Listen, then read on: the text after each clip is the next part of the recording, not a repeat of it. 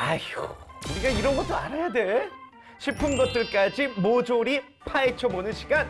꼬리에 꼬리를 무는 시사 공부 한탕. 꼬리고탕! 오랜만에 먹을까? 네.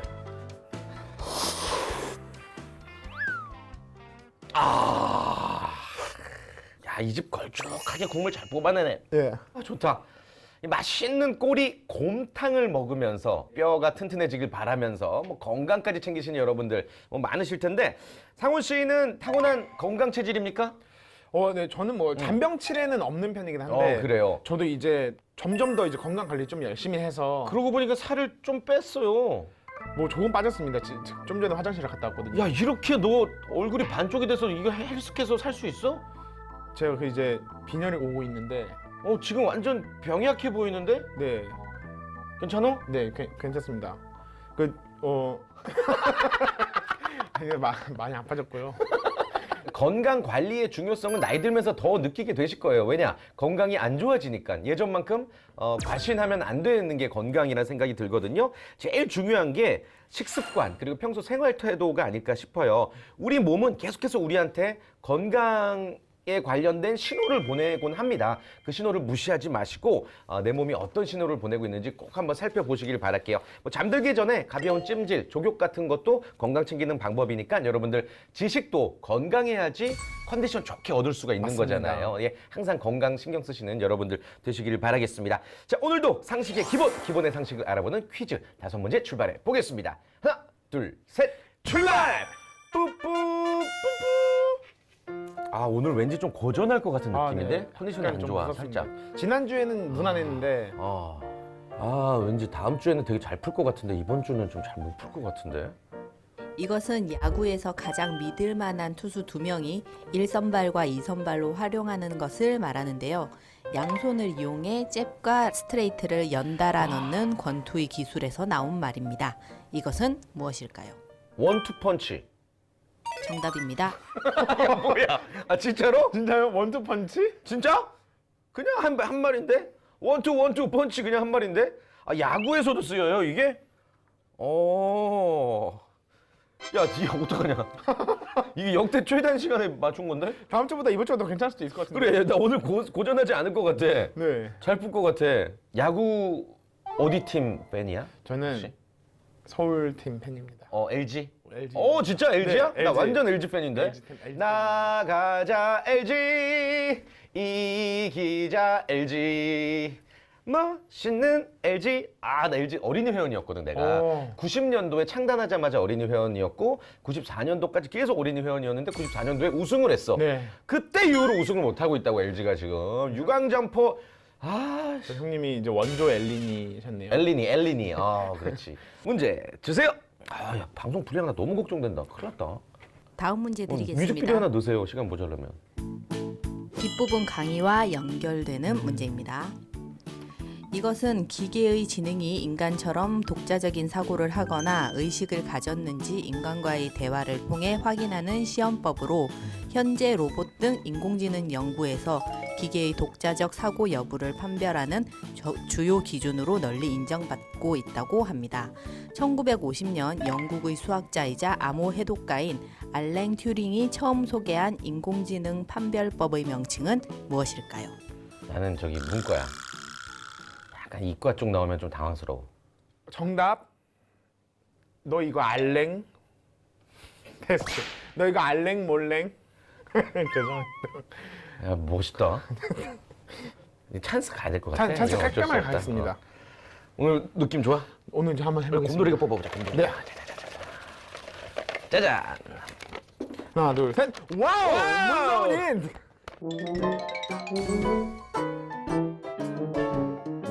이것도 또 좀 어렵게 내고 싶구나.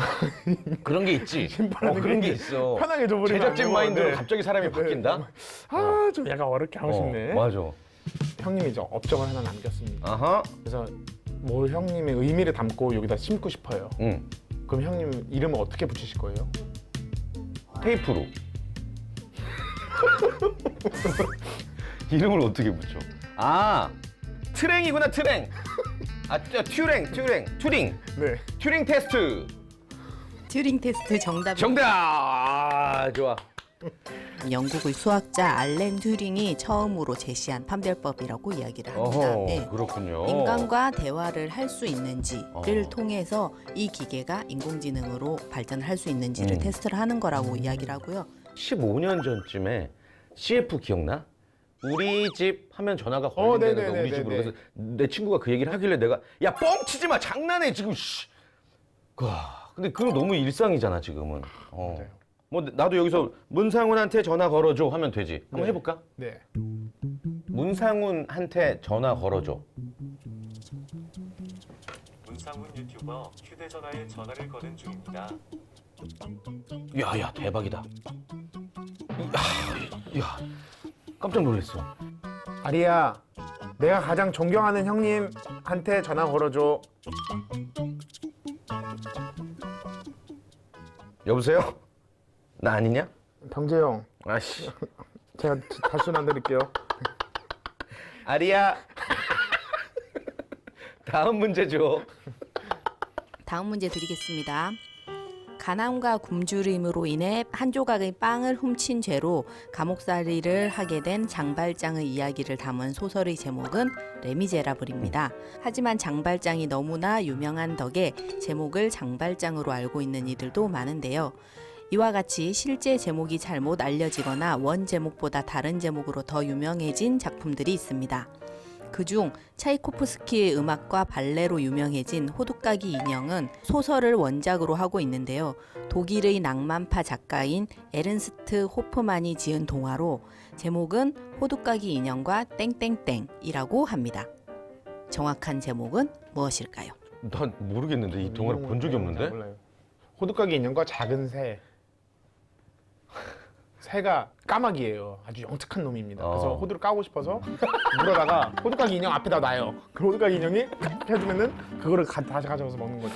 까마귀 똑똑한 놈. 몇 문제 남았죠? 3문제 남았죠. 저희 한번 찬스를 쓸까요? 그러자. 자, 제발. 너를 믿을게. 제가 오늘 한 번 더 뽑을까요? 오케이. 알겠습니다. 두구두구두구두구두구두구두구. 그거 괜찮을까? 앞에 있는 게 낫지 않을까? 앞에 있는 걸로 할까요? 아니 이걸로 한번 가자. 그냥 알겠습니다. 가자. 오케이. 과연 찰나 찬스 3번. 뭐야? 찰나 찬스가 뭐지? 아, 보여주시는 거? 네. 3번 보여주시는 거죠? 아유. 아, 나 아무것도 못 봤어. 저도요. 꽝? 생쥐? 마지막 한번 찬스. 칙이라고 써 있는데? 왕? 호두까기 인형과 생쥐 왕. 맞다. 정답입니다. 오! 생쥐왕. 스토리가 뭐예요? 얘가 나와요, 생쥐왕이? 어느 크리스마스 날 소녀 마리는 호두까기 인형을 선물 받는데요.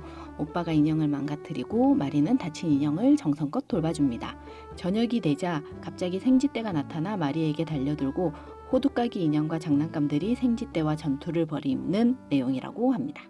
그 만화, 영화, 동화 이런 거 꼭 자녀분들이랑 같이 보세요. 되게 좋아요. 그 니모를 찾아서 같은 경우는 되게 자존감 형성하는 데도 되게 좋은 그런 만화고, 아무튼 호두까기 인형 꼭 한번 까보도록 하겠습니다.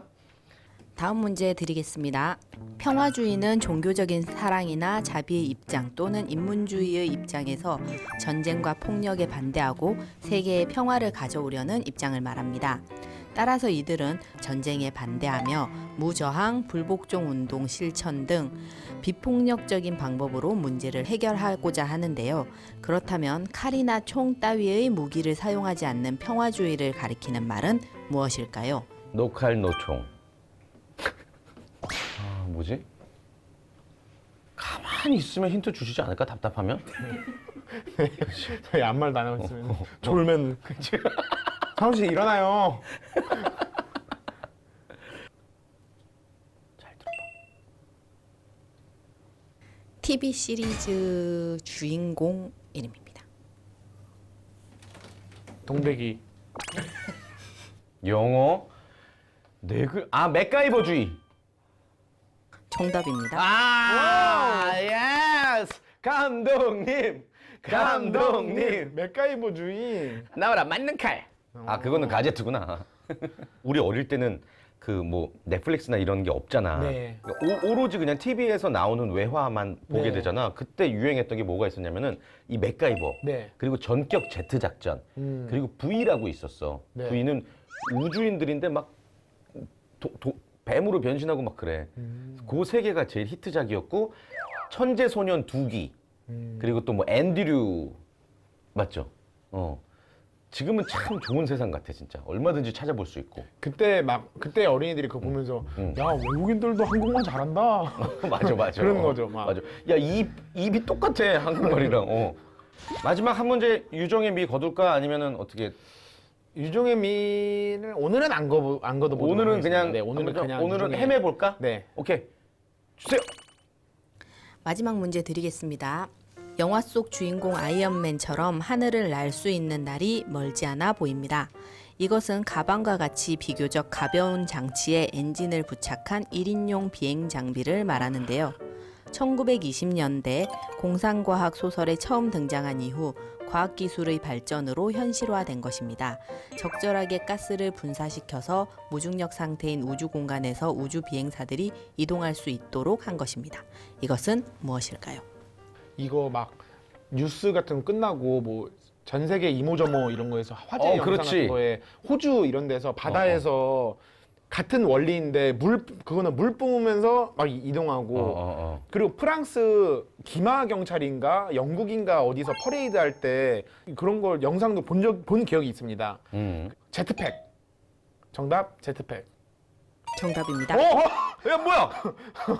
아 진짜로? 너 어떻게 알아? 모르겠어 그냥 생각의 흐름. 왜 제트팩이야 왜? 모르겠어요 그냥 뭐야? 생각의 흐름. 야 원투 펀치랑 제트팩. 야 원투 펀치가 최단 시간인데 그걸 또 경신했어 지금.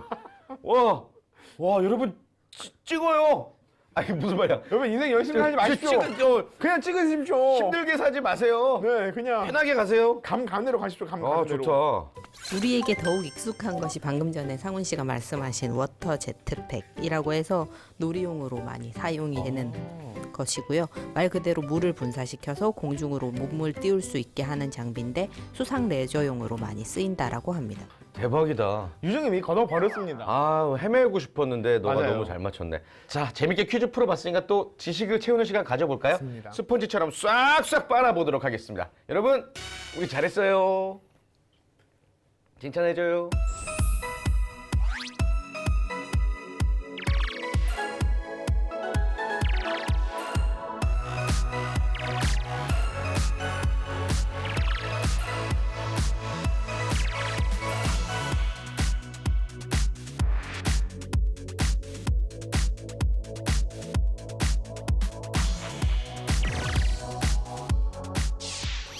인공지능이란 인간의 학습 능력과 시각 또는 음성인식의 지각 능력, 자연 언어 이해 능력 등을 컴퓨터가 모방할 수 있도록 하는 것을 말합니다. 1956년이라는 꽤 오래전에 사용되기 시작한 인공지능이란 용어는 이제 우리 삶에 매우 자연스럽게 스며들었는데요. 일상생활은 물론 법과 제도, 윤리, 인간관계까지 변화시키고 있죠. 하지만 우리는 인공지능에 대해 얼마나 알고 있을까요?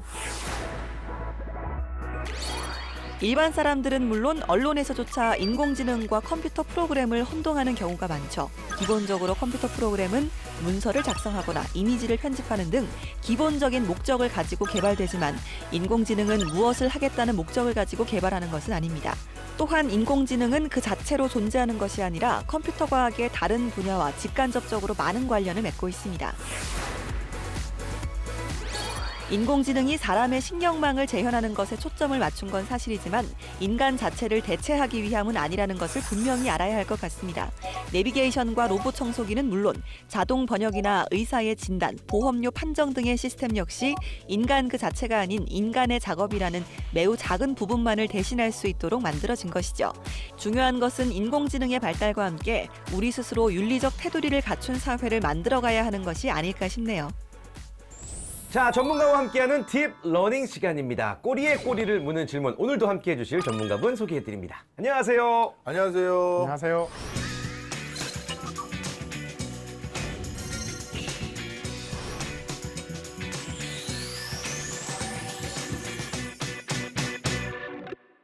오늘 저희에게 어떤 내용 전해주실 건가요? 예, 오늘 인공지능 요즘 화두죠. 네, 그렇죠. 이것 때문에 아마 네. 우리 일자리는 어떻게 될지 많은 분들이 궁금해하실 것 같은데요. 아. 그 부분에 대해서 말씀드리려고 찾아뵀습니다. 인공지능으로 인해 바뀌어가는 일자리는 어떻게 일자리. 바뀌는가. 예. 요즘에 그 화환 같은 거 보낼 때 글씨를 네, 네, 쓰잖아요. 네, 네. 근데 그게 예전에는 다 손으로 쓰시다가 이렇게 기계로 쫙 뽑으면 나온다길래 또 다른 분의 일자리가 사라지겠구나 뭐 이런 생각했었는데 그런 일들이 굉장히 많죠 요즘에 진짜. 맞습니다. 사실 인공지능으로 인해서 일자리의 변화라든가 그 산업 현장에서 인공지능이 활용되는 거는 먼 미래라고 생각하기 쉬우신데요. 네. 전혀 그렇지 않습니다. 어. 이미 진행되고 있는 일인데요. 몇 가지 말씀드리면 네. 이미 우리가 많이 사용하고 있는 대표적인 사이트인 구글. 음. 구글은 전체 매출액의 8%씩이 매년 인공지능 기술 때문에 획득되고 있어요. 와. 8%면은 꽤 꽤큰 높은 거죠. 수치인데요. 그럼요. 그 다음에 구글, 페이스북, MS, 바이두 이 네 곳을 인공지능 분야의 4대 천왕이라고 우리가 흔히 부르는데요. 이 회사들이 지난 2015년 한 해 동안 인공지능 관련한 전문가를 스카우트하기 위해서 사용한 비용 대충 얼마일 것 같으세요? 뭐 이렇게 우리나라 질문을 원으로. 하시는 걸 보면은 뭐 몇백억 원대가 아닐까. 훨씬 훨씬? 어려운데요. 와, 조 단위? 조에서 얼마? 조단위가 조? 맞나 봐. 큰 거 2개. 큰 거 2조? 네. 아주 큰 거 2개. 이거 2조보다 더 네, 어필하고요? 그래요. 바로 10조를 썼습니다. 와, 큰 거 10장이다. 큰 거 10장. 우리가 다가올 미래사회 변화를 통칭, 속칭해서 4차 산업혁명이라고 우리가 흔히 네, 부르잖아요. 네. 이때 주로 일어날 변화들 중에 가장 큰 변화가 바로 전문직의 위기를 하나 꼽아요. 맞습니다. 이유가 왜 그러냐 하면 우리가 1차 산업혁명, 2차 산업혁명 때는 기계가 도입되면서 육체 노동자들의 일자리를 기계가 대체했죠. 네. 그렇죠. 3차 산업혁명이라고 해서 정보화 사회가 돌아다니면서 일반 행정관리직의 일자리들이 많이 또 사라진 게 사실이에요. 그런데 그동안 우리가 일자리 분야에서 마지막 보루로 통하고 있는 흔히 말하는 사자 직업들, 대표적으로 의사, 또 회계사, 변호사 이런 직업들요. 그런데 이런 직업들마저도 드디어 지식과 지혜를 대체하는 인공지능의 대두로 인해서 이 일자리마저도 이제 대체되기 시작했다 이렇게들 말하고 있습니다. 어릴 때부터 부모님이 그 공부하는 저 왠지 하기 싫더라고요.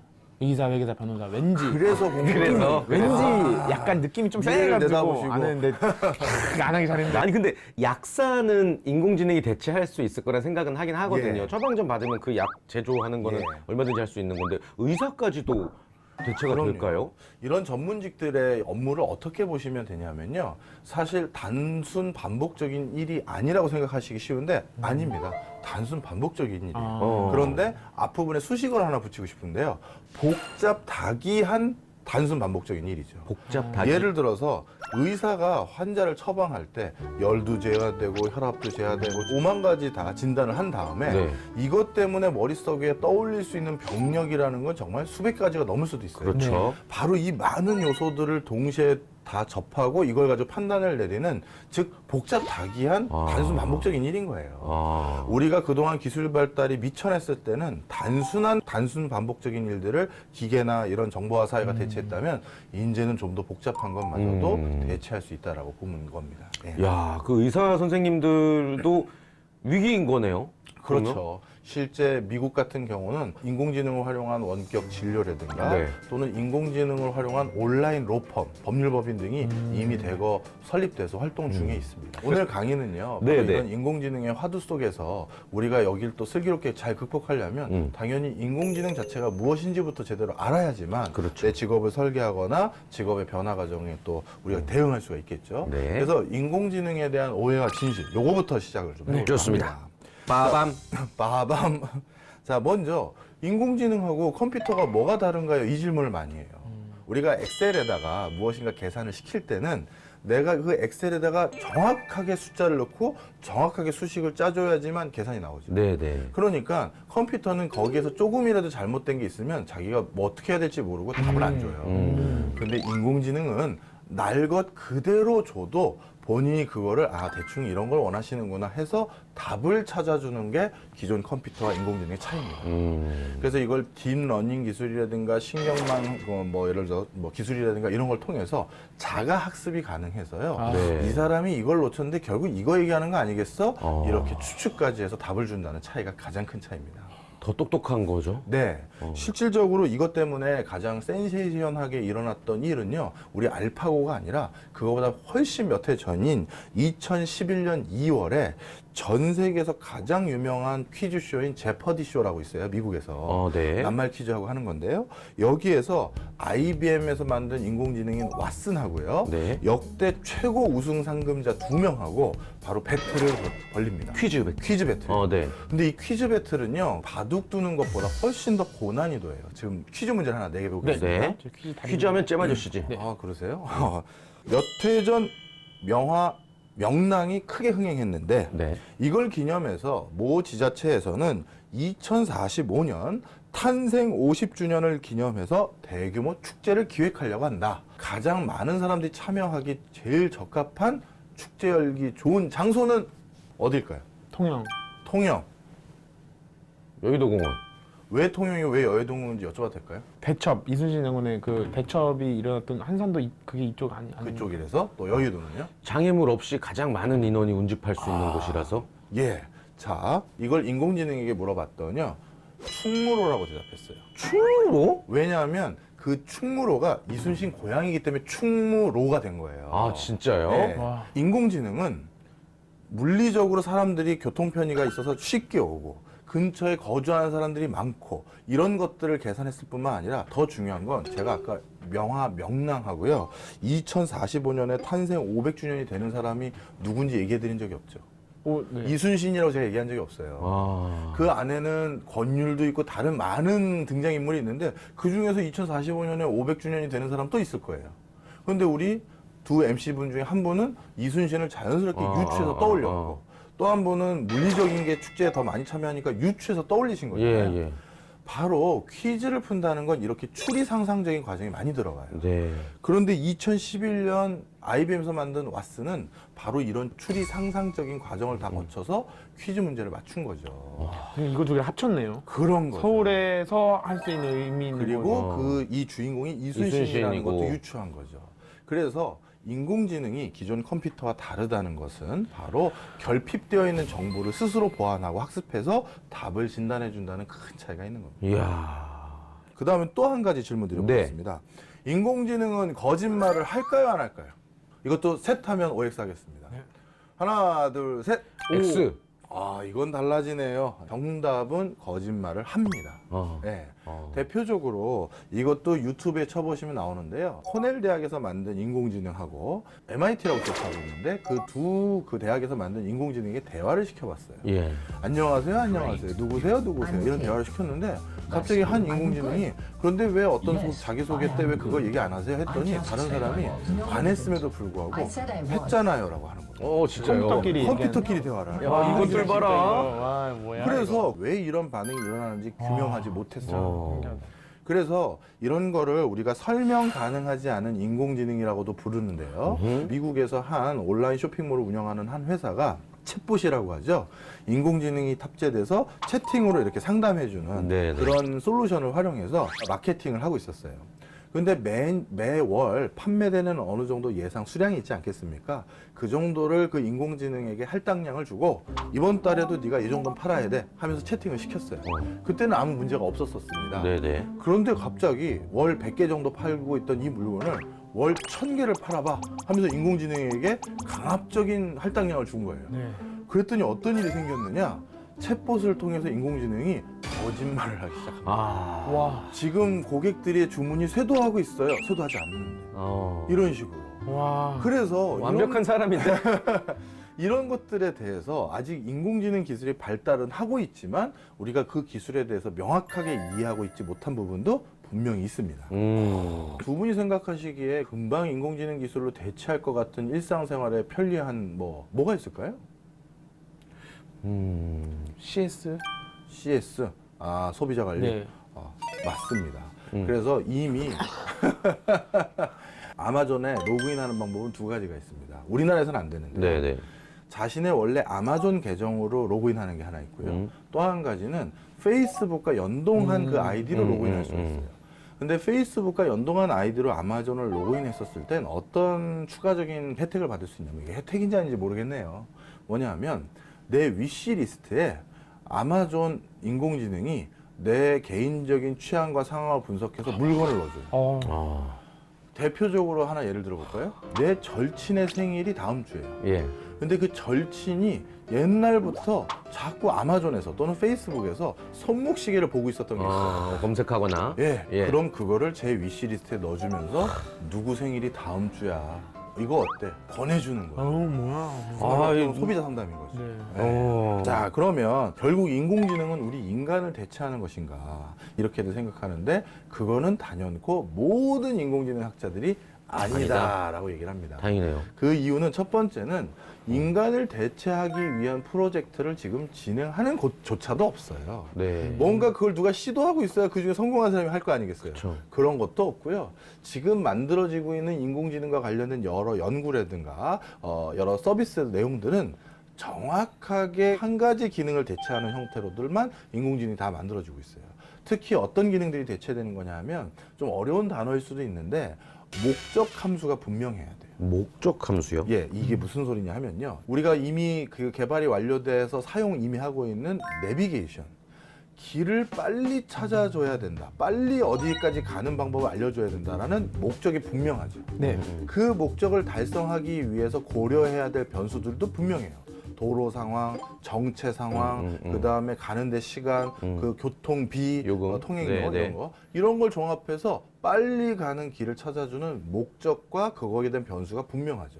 이런 건 인공지능 기술로 대체가 되고 있어요. 로봇 청소기 역시도 마찬가지입니다. 여기에는 방 모든 지면에 내가 땅에 닿아서 청소를 다 해야 된다는 목적이 분명해요. 거기에 대한 장애물과 엄폐물 상황들에 대한 변수도 정해져 있죠. 이런 것들은 인공지능 기술을 대체하기 위해서 지금 너무나도 발빠르게 진화가 발전이 되고 있어요. 네. 그런데 우리 인간은 목적 함수가 참 불분명해요.